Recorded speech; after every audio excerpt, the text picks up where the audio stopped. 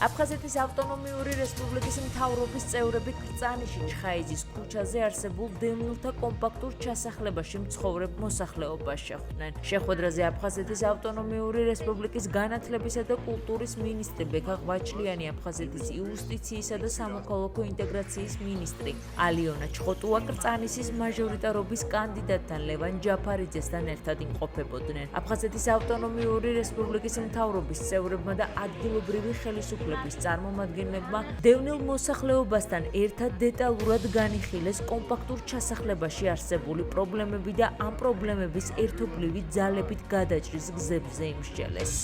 აფხაზეთის მთავრობის წევრები ვაგრძელებთ ჩვენს დევნილ მოსახლეობასთან შეხვედრებს. ამჟამად ვიმყოფებით კრწანისის ჩასახლებაში.